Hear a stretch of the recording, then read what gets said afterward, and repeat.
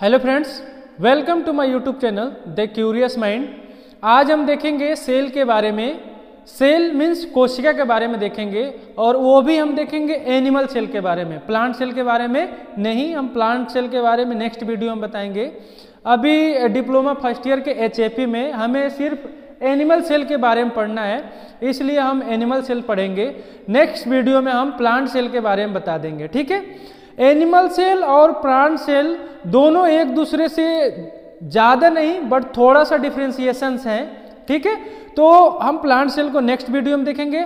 आज हम देखेंगे केवल एनिमल सेल के बारे में, ठीक है। और एनिमल सेल का खोज किसने है और इसका फंक्शन क्या है, इसके बारे में हम देखेंगे। और जो डिप्लोमा फर्स्ट ईयर का एचएपी का सिलेबस है उसमें पहले है सेल, उसके बाद से टिश्यू, देन बोन। तो ऐसे करके हम टिश्यू, सेल और बोन्स के बारे में स्टडी करते जाएंगे। लेकिन फर्स्टली आज हम देखेंगे केवल सेल के बारे में, ठीक है। तो सेल क्या है, सेल की डिफिनीशन क्या है, इसको हम देखेंगे। सेल का खोज किसने किया था, इसके बारे में जानेंगे। उसके बाद से हम देखेंगे कि सेल की जो स्टडी की जाती है वो किसके अंतर्गत की जाती है, ठीक है। तो पहले देखेंगे सेल। सेल का मतलब होता है कोशिका। सेल मतलब क्या होता है, कोशिका। Cell is the smallest structural and functional unit of the body. इसका मतलब ये है सेल जो है ये स्मॉलेस्ट, इसको स्मॉलेस्ट क्यों बोला गया है, स्मॉलेस्ट मतलब ये है ये एक छोटी इकाई है। क्या है, छोटी इकाई है। इसीलिए क्या है, इसको हम स्मॉलेस्ट बोलते हैं क्योंकि ये हमारे नंगी आंखों से नहीं दिख सकती या खुली हुई आंखों से इसको हम नहीं देख सकते। इसीलिए हम क्या बोलते हैं, cell is the smallest structural and functional unit of the body, ठीक है। एक चीज आप समझिए, इसको structural and functional unit of the body क्यों बोला जाता है, क्योंकि बहुत सारे सेल से क्या बनते हैं, टिश्यू बनते हैं। उसके बाद से क्या बनते हैं, आर्गन बनते हैं। आर्गन से क्या बनते हैं, आर्गन सिस्टम बनते हैं। उसके बाद से क्या बनता है, हमारा बॉडी। तो इस चीज को ध्यान रखिए कि इसीलिए इसको हम बोलते हैं cell is the smallest unit of the body, क्योंकि सेल जो है बॉडी की सबसे छोटी इकाई है। इसीलिए इसको हम क्या बोलते हैं, cell is the smallest unit of the body, ठीक है। अब देखेंगे सेल का खोज किसने किया था। सेल का खोज एक रॉबर्ट हुक नाम के वैज्ञानिक थे, जिन्होंने 1665 में यानी 1665 ईस्वी में इन्होंने कॉर्क में सेल की खोज किया था। इन्होंने ये बताया कि ये क्या है, नॉन लिविंग सेल है, ठीक है। क्योंकि इनके पास इतना मतलब अच्छी क्वालिटी के माइक्रोस्कोप नहीं थी, माइक्रोस्कोप का इनका मैग्निफिकेशन पावर ज़्यादा नहीं था। इसीलिए इन्होंने क्या कहा कि ये क्या है, एक मृत कोशिका है, नॉन लिविंग सेल है, ठीक है। उसके बाद से एक वैज्ञानिक आते हैं एंटोनियो वान लीवेनहॉक। इन्होंने फिर इसी कोशिका को खोज किया और उन्होंने क्या बताया कि ये क्या है, जीवित कोशिका है, ठीक है। क्योंकि जो एंटोनियो वान लीवेनहॉक है उन्होंने जिस माइक्रोस्कोप का यूज किया था उसका जो मैग्निफिकेशन पावर था वो ज़्यादा था, अकॉर्डिंग टू रॉबर्ट हुक ने जो माइक्रोस्कोप यूज किया था, ठीक है। तो उन्होंने क्या बताया एंटोनियो वान लीवेनहॉक ने कि जो ये सेल है ये क्या है, लिविंग सेल है, मतलब जीवित कोशिका है, ठीक। उन्होंने एक और चीज का खोज किया कि जो स्पर्म है जो ह्यूमन में पाया जाता है ये क्या है, सबसे छोटी कोशिका है। और जो ओवम है ये क्या है, सबसे बड़ी कोशिका है। तो सबसे छोटी कोशिका जो मेल में पाया जाता है वो क्या है, स्पर्म है। और सबसे बड़ी कोशिका जो फीमेल में पाया जाता है वो क्या है, ओवम है, ठीक है। और सबसे लंबी कोशिका क्या है, न्यूरॉन है, ठीक है। इन सारे चीजों को देखते हुए फिर अब अगर देखें तो जो सेल की स्टडी किया जाता है वो किसके अंतर्गत की जाती है, साइटोलॉजी।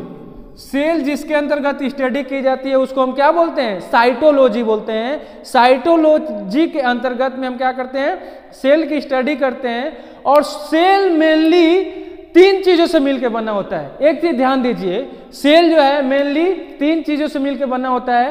पहला है सेल मेम्ब्रेन, जिसको हम प्लाज्मा मेम्ब्रेन भी बोल सकते हैं।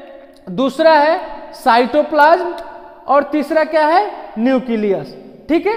तो एक एक करके देखेंगे, सेल मेम्ब्रेन, साइटोप्लाज्म और न्यूक्लियस। तो सेल मेम्ब्रेन जो है ये मेनली क्या होता है, सेल के सबसे जो बाहरी भित्ति होता है, मेम्ब्रेन होता है, इसको हम क्या बोलते हैं, सेल मेम्ब्रेन बोलते हैं। ठीक है, क्योंकि ये सेल के सबसे आउटर लेयर होता है, इसीलिए हम क्या बोलते हैं इसको, सेल मेम्ब्रेन या प्लाज्मा मेम्ब्रेन बोलते हैं। ठीक है, उसके बाद से इसके अंदर फिर साइटोप्लाज्म होते हैं। साइटोप्लाज्म जो होते हैं ये इसके अंदर बहुत सारे ऑर्गेनेल्स पाए जाते हैं। ऑर्गेनेल्स मतलब जैसे अगर बात करें तो क्या है, राइबोसोम है, माइटोकांड्रिया है, गोल्जी बॉडी है, इंडोप्लाज्मिक रेटिकुलम है, लाइसोसोम है। ठीक है, तो ये सारे साइटोप्लाज्म के अंदर आते हैं। ठीक है, तो इसमें देखिए ये क्या है, सेल मेम्ब्रेन है। ठीक है, सबसे बाहरी आवरण है, सेल के जो आउटर लेयर है उसको हम क्या बोलते हैं, सेल मेम्ब्रेन। और जो इसके अंदर ये लिक्विड पाया जाएगा इसको हम क्या बोलते हैं, साइटोप्लाज्म। ठीक है, उसके बाद से हमारे न्यूक्लियस से ही अटैच जो होता है ये क्या है, endoplasmic reticulum. Endoplasmic reticulum mainly दो टाइप्स के होते हैं, एक होते हैं रफ इंडोप्लाज्मिक रेटिकुलम, एक क्या होते हैं, रफ इंडोप्लाज्मिक रेटिकुलम, और एक होते हैं स्मूथ इंडोप्लाज्मिक रेटिकुलम।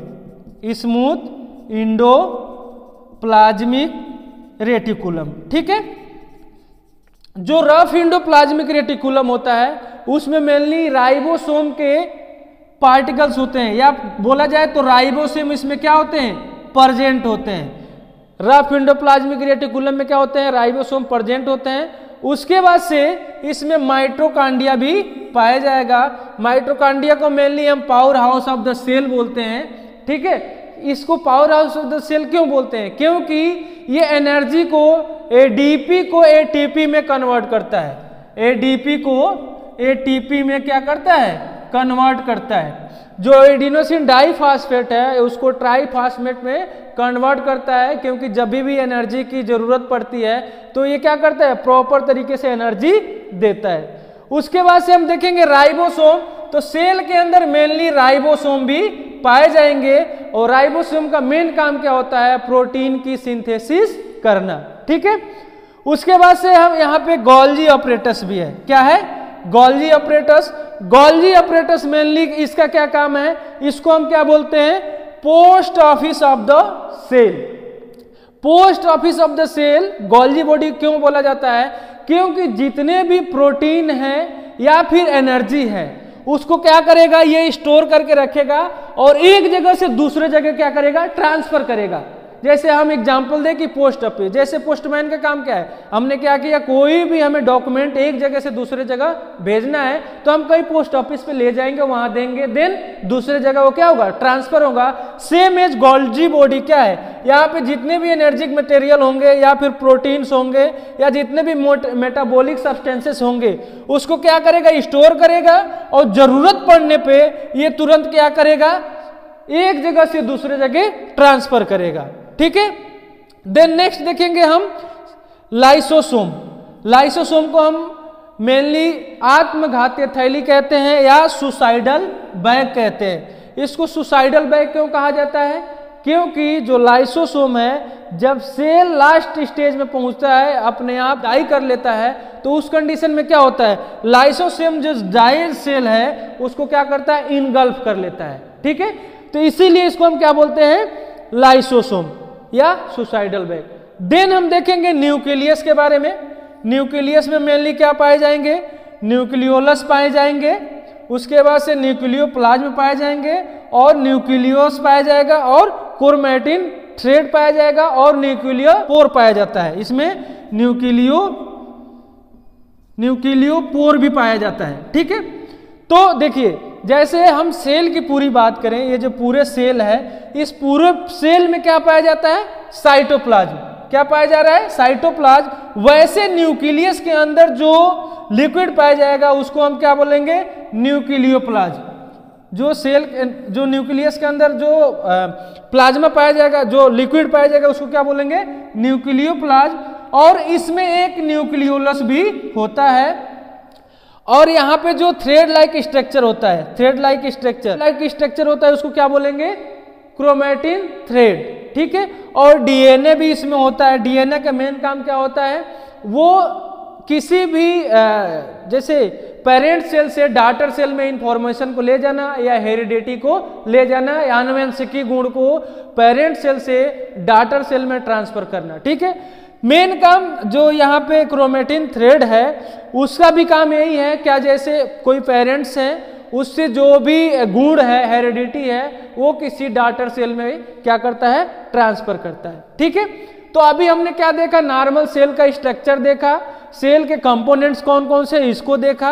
अब हम जब इसको पढ़ेंगे तो मेनली एक एक करके पढ़ेंगे। जैसे क्या है, हमारे सेल मेम्ब्रेन है, तो सेल मेम्ब्रेन का फंक्शन क्या है, सेल मेम्ब्रेन किसकी बनी होती है, इसमें क्या क्या एक्टिविटी होती है, उसके बाद से साइटोप्लाज्म, साइटोप्लाज्म के ऑर्गेनेल्स कौन कौन से हैं, देन न्यूक्लियस को हम पढ़ेंगे बहुत अच्छे से, एक एक करके एक एक वीडियो में हम इसको क्या करेंगे, कवर करेंगे, ठीक है।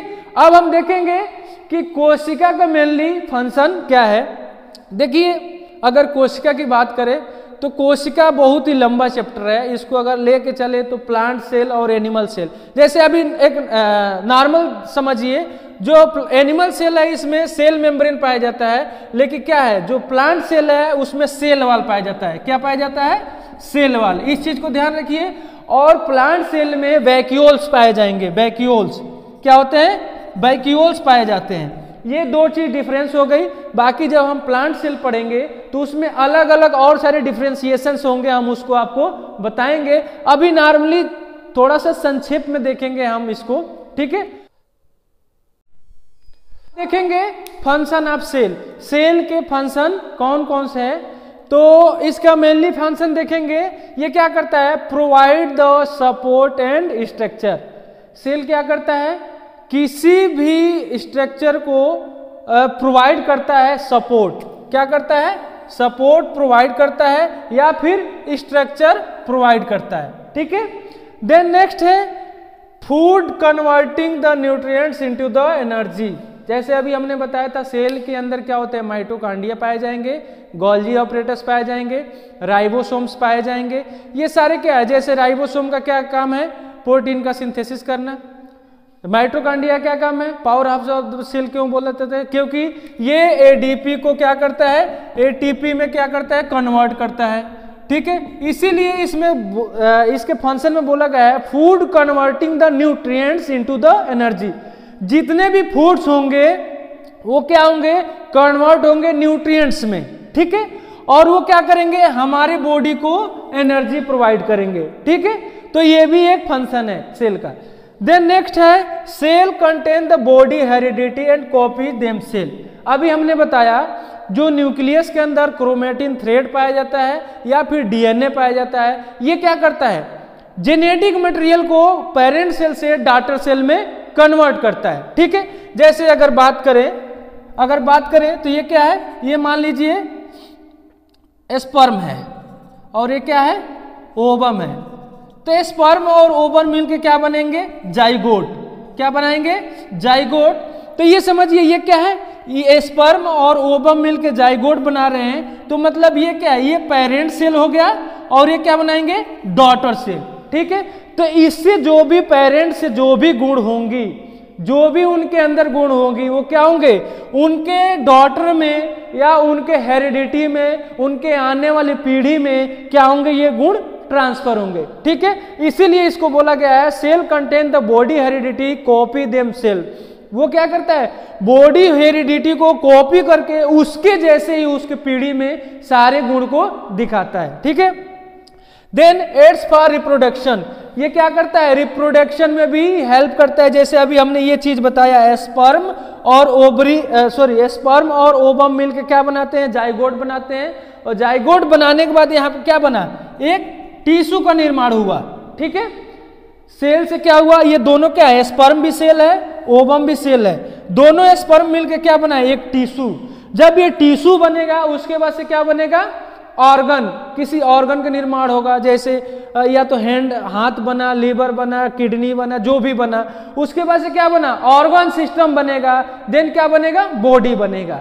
तो अगर हम आपको नेक्स्ट चैप्टर में जब पढ़ाएंगे टिश्यू, तब हम आपको अच्छे से बताएंगे कि कैसे कैसे बॉडी का निर्माण हो रहा है। Okay, thank you. मेरे चैनल को ज़्यादा से ज़्यादा सब्सक्राइब करें, शेयर करें और कमेंट करके ज़रूर बताएं कि आपको वीडियो कैसा लगा।